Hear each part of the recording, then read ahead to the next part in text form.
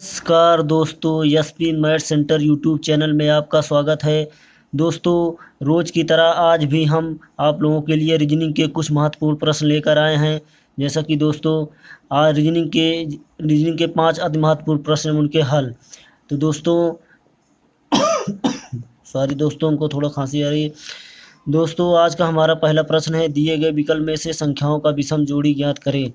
जैसे क्या दिया है, दिए गए विकल्प में से संख्याओं का विषम जोड़ी ज्ञात करें। मतलब 3 एक समान है, चौथा एक ऐसा है जो इसमें इनके समान नहीं, वो अलग है, तो इन्हीं को हमको बताना है। तो ये पहला क्वेश्चन जैसे हमारा है 1 8, एक डैश या 8 मतलब एक संख्या है, 3 और 22 एक संख्या है, 7 और 50 एक संख्या है, 9 और 65 एक संख्या है।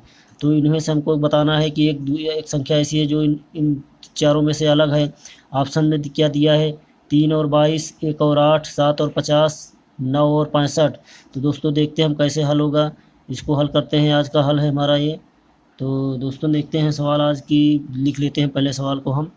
1 और 8, ठीक, 3 22, ठीक, 7 50 और 9 और 65, ठीक, ये हमारी सवाल है। दोस्तों अब इसमें हम देखते हैं क्या नियम लगाया है कि हमारी सवाल हल हो जाए। तो अगर हम इसमें वर्ग का नियम लगाते हैं, 3 त्रिक का नहीं, अगर घन का लगाते 3 त्रिक 9 त्रिक 27, ज़्यादा हो जाएगा। 7 सत्ते 49, घन अगर वर्ग करते हैं इसका 9 81, ये नियम नहीं लग रहा है। एक का वर्ग करेंगे तो नहीं आएगा। तो इसमें हम देखते हैं। और दूसरा क्या नियम लगाया है, अगर हम गुणा मल्टीप्लिकेशन का नियम लगाते हैं, गुणा का नियम लगाते हैं, जैसे 3 एक गुणे कोई ऐसी संख्या लेते हैं जो सभी में फॉलो करे, सभी में वही नियम, वही संख्या को हम उसी संख्या से गुणा कराएंगे। एक और अगर 7 का गुणा कराते हैं, 1 सत्ते 7 और 7 प्लस 1, ठीक, यहाँ प्लस कर देते हैं, प्लस 1 अगर इसमें हम जोड़ देते हैं तो कितना हो जाएगा, 7 एकम 7, ये हो जाएगा 7, 7 प्लस 1, 7 एकम 7, 1 कितना हो जाएगा 8, ठीक। अब इसी तरह हम 3 और 22, 3 गुणे 7, ठीक, 3 का गुणा 7 में कराएंगे, प्लस 1 ऐड कर देंगे, 3 सत्ते 21, 21 1 22, 22 आ गया, ठीक। अब हम यहाँ देख लेते हैं तीसरी क्या है। तीसरी संख्या हमारी है 7 गुणे 7 कर देंगे प्लस 1, 7 सत्ते 49, 49 प्लस 1 कितना हो जाएगा 50, ठीक। ये नियम फॉलो कर रहा है। अब 9 करेंगे, 9 गुणे 7 प्लस 1, 9 छक 54, 9 7 63, 63 1 64, 64 आएगा। तो दोस्तों यहीं पर हमारा ये संख्या गलत है। इसका क्या मतलब, ये 65 जो आ रहा है ये 65 नहीं होगा, यहाँ क्या होगा 64 होना चाहिए।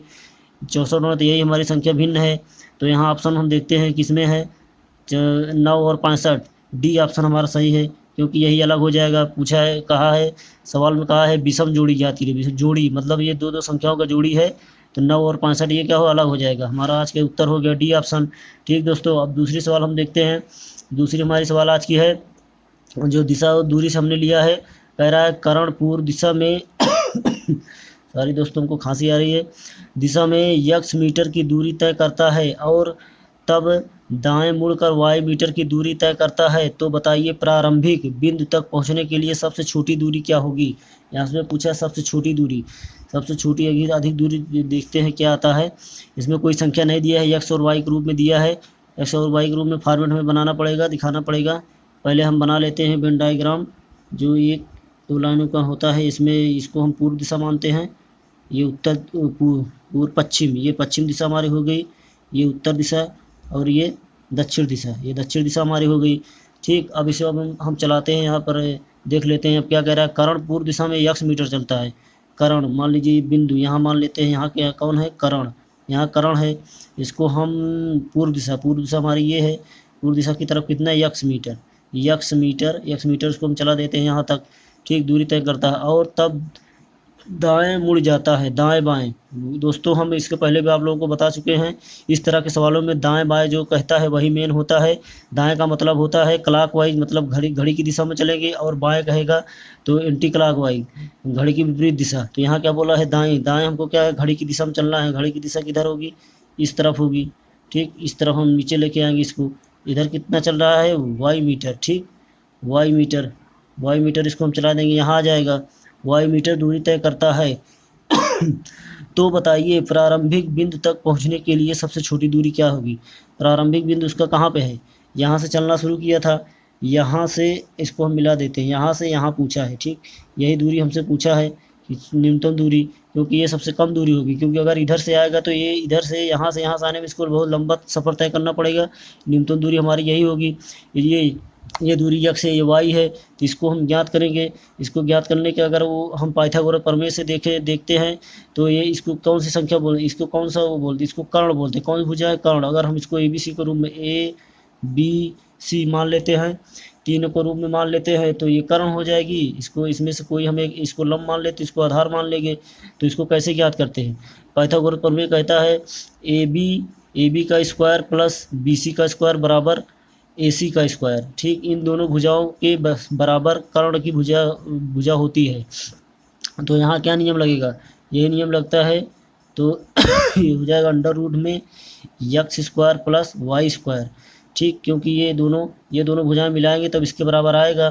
तो हमारा कौन सा ऑप्शन सही हो जाएगा? बी ऑप्शन में दिया है under root x square plus y square. कह रहा न्यूनतम सबसे छोटी दूरी यही होगा, क्योंकि इसमें संख्या के रूप में दिया नहीं, एक्स वाई के फॉर्मेट में दिया है, तो एक्स वाई फॉर्मेट में यही हमारा आंसर हो जाएगा, बी ऑप्शन।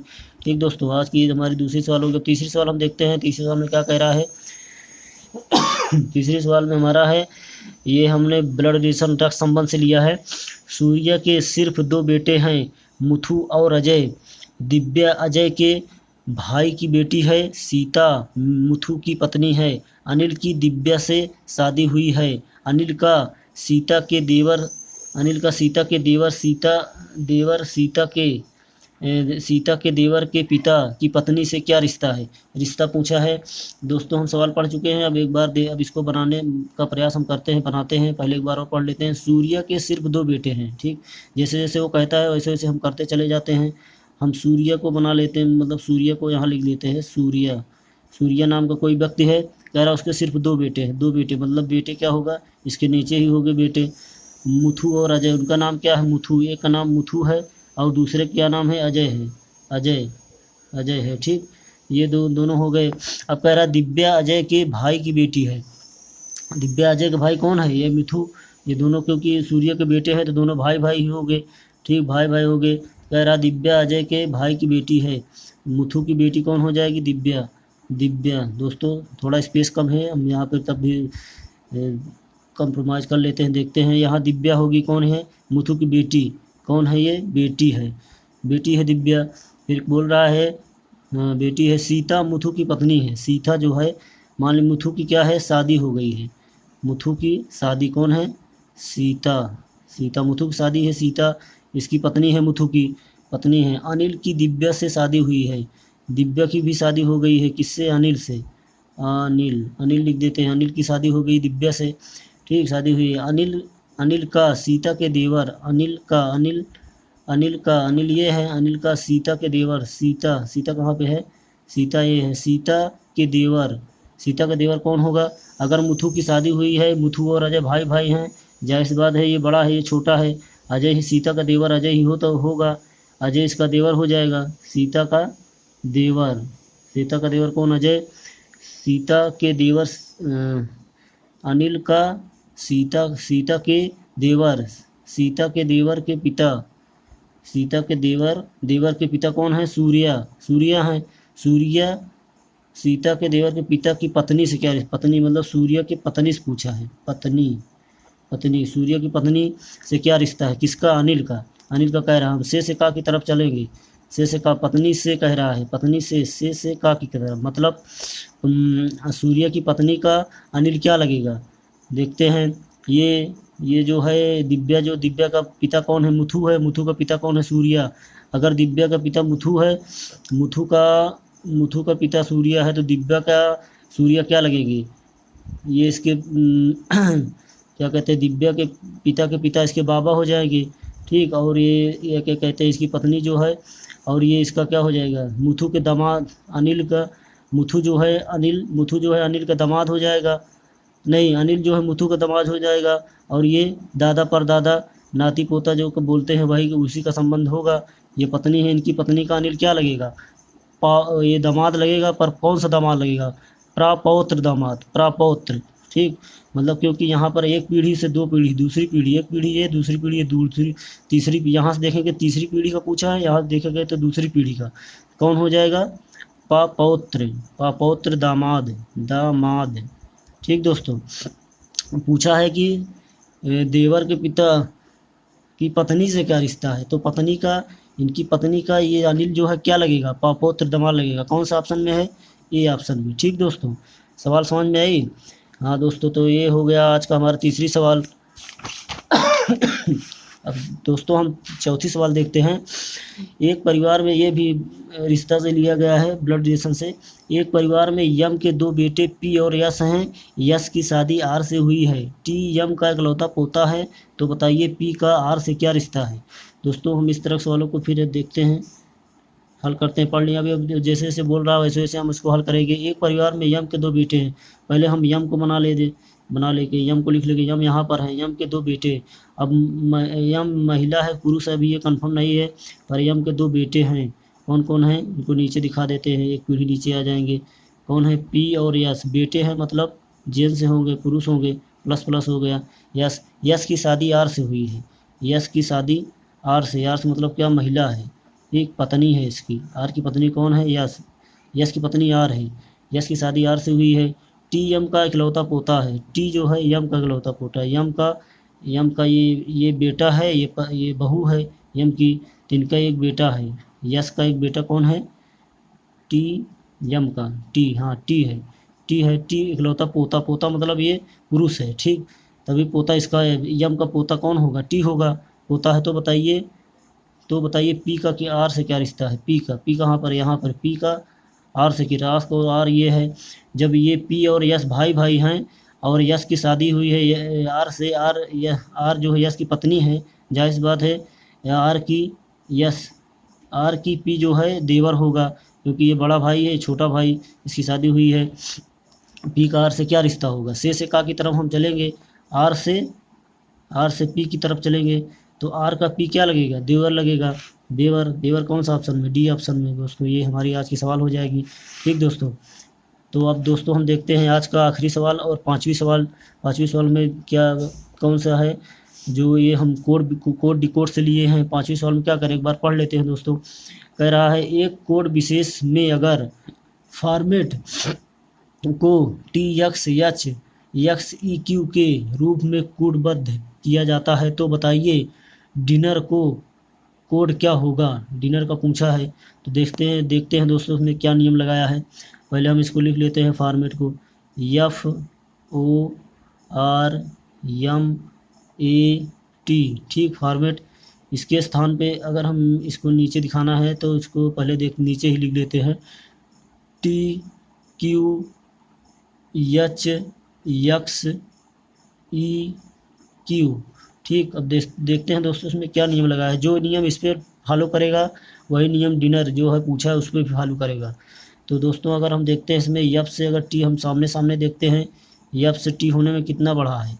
यफ कोड, इसका कोड लिख लेते हैं। यफ का 6 होता है, ओ का 15 होता है, आर का 18 होता है, एम का 13 होता है, ए का 1 होता है, टी का 20 होता है। ठीक, इसी प्रकार टी का 20, क्यू का 17 हो जाएगा, एच का 8 हो जाएगा, यक्स का 24 हो जाएगा, ई का 5 हो जाएगा, क्यू का 17 हो जाएगा। ठीक, अगर हम देखते हैं 6 से 20 किया है, कितना बढ़ाया है, 14 6 20। अगर देखते हैं इसका 14 बढ़ाया है, 14 प्लस किया तो 20 हुआ है।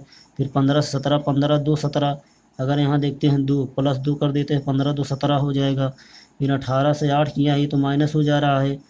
उसके बाद फिर 13 से 24 हुआ है, 13 7 20 4 24, 7 4 11 प्लस 11। अगर देखते हैं यहाँ किया प्लस बढ़ाया है, यहाँ फिर 1 से 5 हुआ है, प्लस 4 किया है, यहाँ 20 से 17। फिर यहाँ भी माइनस हो जा रहा है, -3। और यहाँ कितना हो जा रहा है, इसका मतलब 1 2 3 4 में प्लस और 2 में माइनस। ये नियम तो फॉलो नहीं कर रहा है, क्योंकि अगर होगा तो प्लस प्लस ही होगा, नहीं तो माइनस माइनस ही होगा। जो 18 से 8 हो जा रहा है। ठीक, 10 8 18, -10 यहाँ कर रहा है।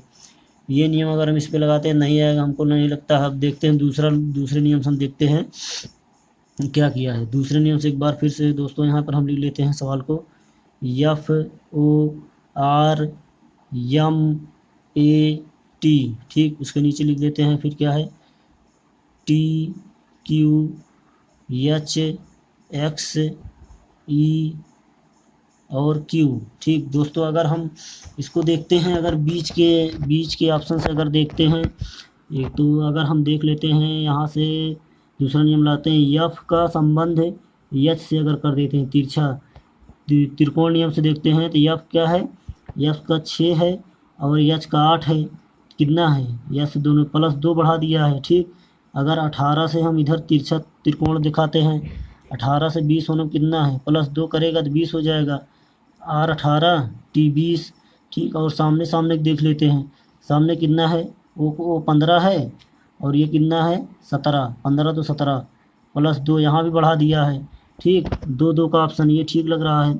अब देखते हैं इसी प्रकार इस तरफ भी देख लेते हैं, 3 संख्या को अलग कर लिए, ये 3 अलग हो गए, ये तीनों को अलग कर लेते हैं, यहाँ यम कितना होता 13 और ये क्यू यम 17।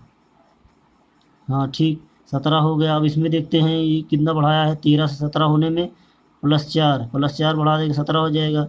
20 से 24 यक्स का देख लेते हैं, टी का 20 यक्स का 24 हो जाएगा।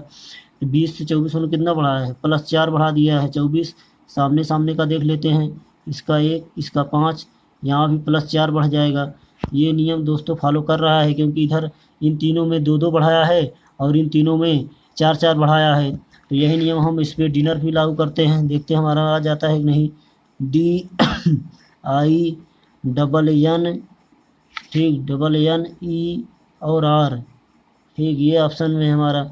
अब इसको हम 3 संख्याएं अलग कर लेती है, ये 3 D का 4, I का 9, N का 14, फिर N का 14, E का 5 और R का 18। ठीक, अगर इन तीनों को हम देखते हैं, तिरछा तिर्यक नियम लगाते हैं, तो यहाँ कितना हो जाएगा, अगर +2 जोड़ देंगे 4 2 6 हो जाएगा, 4 2 6 और 14 में इधर जोड़ देंगे, 14 2 16, 2 जोड़ देंगे +2 तो कर देंगे, 14 2 कितना हो जाए 16 हो जाएगा। ठीक, और सामने 9 2 11 हो जाएगा। ठीक, 11 कर देते हैं, तो 16 क्या आता है, 16 पे P आता है, 11 पे क्या आता है, K आता है, 6 पे क्या आता है, 6 पे आ जाएगा हमारा F। ठीक, ये हो गया। अब ये इन तीनों तरफ हम इधर देख लेते हैं, इधर क्या होगा, 14 में अगर 4 जोड़ेंगे 14 4 18। ठीक, 18 फिर इधर 18 में इधर तिरछा करते हैं, 18 में 4 जोड़ेंगे, 18 4 22 हो जाएगा। सामने 5 में अगर हम 4 जोड़ दें कितना, 5 4 9 हो जाएगा। ठीक, +4 4 4 8 किया है, तो 22 कितना आएगा, 22 पे V 9 पे I आ जाएगा, 18 पे R आ जाएगा। ठीक, तो PKFVRI किस ऑप्शन में है, इसी ऑप्शन में पहले देख लें, PKFVRI पहला ऑप्शन में ही दिख रहा है, PKFVIRJR नहीं, पहला ऑप्शन नहीं मिल रहा है। PKF दूसरा भी नहीं मिल रहा है, पहला कट गया दूसरा कट गया, PKFVIR PKF है तीसरा ऑप्शन हमारा सही हो जाएगा। दोस्तों इस प्रकार हमारी सवाल सॉल्व हो गई आज की, तीसरा ऑप्शन सही हो जाएगा। दोस्तों आज के लिए बस इतना ही। दोस्तों अगर वीडियो पसंद आए तो एक लाइक कर दीजिए और हमारे चैनल SP मैथ सेंटर को सब्सक्राइब कर लीजिए और बेल आइकन को प्रेस कर लीजिए। इससे क्या होगा, बेल आइकन प्रेस करेंगे तो हम जब भी नया वीडियो अपलोड करेंगे तो इसका नोटिफिकेशन सबसे पहले आपके पास पहुंचेगा। दोस्तों लाइक करने से आपके एक लाइक करने से हमको ये हौसला भर के आता है। दोस्तों इसे हमारे वीडियो को लाइक कर लीजिए और वीडियो को देखने के लिए धन्यवाद।